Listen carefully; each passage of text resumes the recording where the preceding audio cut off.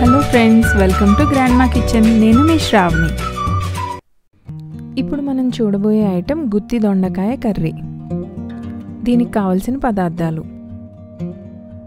దొండకాయలు 1/2 కేజీ, ఉల్లిపాయ 1, టమాటో 1, పచ్చిమిర్చి 2, కరివేపాకు కొద్దిగా, అల్లం వెల్లుల్లి పేస్ట్ 1 టీ స్పూన్, నువ్వులు 1 టేబుల్ స్పూన్, జీడిపప్పు 1 టేబుల్ స్పూన్, వేరుశెనగ గుళ్ళు 1 టేబుల్ స్పూన్, జీలకర్ర 1/2 టీ స్పూన్, నూనె 2 నుంచి 3 టేబుల్ స్పూన్లు, కారం 1 టీ స్పూన్, ఉప్పు రుచికి తగినంత, గరం మసాలా 1 టీ స్పూన్, పసుపు 1/2 టీ స్పూన్.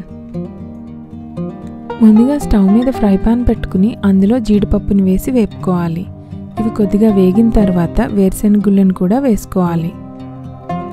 ఈ రెండు పూర్తిగా వేగిన తర్వాత నువ్వులను వేసి గోల్డెన్ బ్రౌన్ కలర్ వచ్చే వరకు వేపుకోవాలి. స్టవ్ ఆఫ్ చేసుకుని వీటిని ఒక బౌల్లోకి తీసుకుని పక్కన పెట్టుకోవాలి. ఇప్పుడు ఒక మిక్సీ జార్ తీసుకుని అందులో ఇవి వేసుకోవాలి. కొద్దిగా నీళ్ళను కూడా యాడ్ చేసుకుని మెత్తటి పేస్ట్లా గ్రైండ్ చేసుకోవాలి. ఈ పేస్ట్ని ఒక బౌల్లోకి తీసుకుని పక్కన పెట్టుకోవాలి. ఇప్పుడు ఒక ఫ్రై పాన్ పెట్టుకుని అందులో 2 నుంచి 3 టేబుల్ స్పూన్ల వరకు ఆయిల్ తీసుకోవాలి. దొండకాయని ఇలా 4 వైపులా కట్ చేసుకోవాలి, గుత్తి వంకాయలాగా. ఇలా కట్ చేసుకున్న దొండకాయల్ని ఆయిల్లో వేసి ఫ్రై చేసుకోవాలి.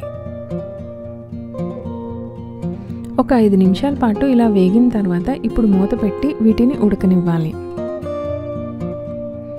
ఇలా మూత పెట్టి ఉడికించుకోవడం వల్ల దొండకాయలు అన్నవి చాలా పర్ఫెక్ట్గా కుక్ అవుతాయి. చూసారు కదా, దొండకాయలు పూర్తిగా వేగిపోయాయి. ఇప్పుడు మనం వీటిని ఒక స్ట్రైనర్లోకి తీసుకుని పక్కన పెట్టుకుందాం. దొండకాయలు ఇలా ఫ్రై చేసుకుంటే కర్రీ చాలా పర్ఫెక్ట్గా వస్తుంది. ఇప్పుడు ఈ ఆయిల్లో కొద్దిగా జీలకర్రను వేసి వేపుకోవాలి. కొద్దిగా కరివేపాకు,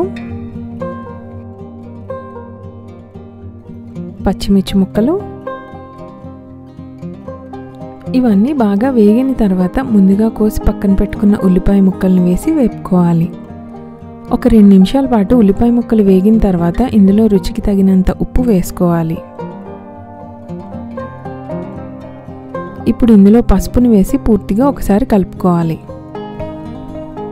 టమాటో ముక్కల్ని వేసుకుని పూర్తిగా కలుపుకుని ఒక 5 నిమిషాల పాటు మూత పెట్టి ఉడికించుకోవాలి.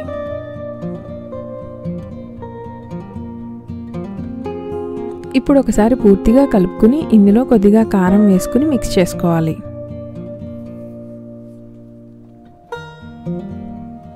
ఇది పూర్తిగా మిక్స్ అయిన తర్వాత ఇందులో 1 స్పూన్ గరం మసాలా కూడా వేసుకోవాలి. ఇప్పుడు అల్లం వెల్లుల్లి పేస్ట్ వేసుకుని పచ్చివాసన పోయే వరకు వేగనివ్వాలి. ఇప్పుడు ముందుగా పేస్ట్ చేసి పక్కన పెట్టుకున్న ఈ జీడిపప్పు పేస్ట్ని ఇందులో వేసి పూర్తిగా మిక్స్ చేసుకోవాలి. ఒక 2 నిమిషాల పాటు ఉడికిన తర్వాత ఇందులో 1 గ్లాస్ వాటర్ని వేసుకోవాలి. ఒక 5 నిమిషాల తర్వాత ముందుగా ఫ్రై చేసి పక్కన పెట్టుకున్న దొండకాయ ముక్కల్ని ఇందులో వేసుకుని పూర్తిగా కలుపుకోవాలి. ఇలా కలుపుకున్న తర్వాత దీనిపై మూత పెట్టి ఒక 10 నిమిషాల పాటు దీన్ని మనం లో ఫ్లేమ్లో ఉడకనివ్వాలి. చూసారు కదా ఎంత బాగా ఉడుకుతుందో. గ్రేవీ మొత్తం దగ్గరకు వచ్చే వరకు దీన్ని ఉడకనివ్వాలి. ఇది పర్ఫెక్ట్గా ఉడికిపోయినట్టే. ఈ కన్సిస్టెన్సీలో ఉన్నప్పుడు మనం స్టవ్ ఆఫ్ చేసుకుని సర్వింగ్ బౌల్లోకి తీసుకోవచ్చు. ఎంతో టేస్టీగా ఉండే గుత్తి దొండకాయ కూర ready. Please like, share and subscribe to Grandma Kitchen. For more updates, click bell icon.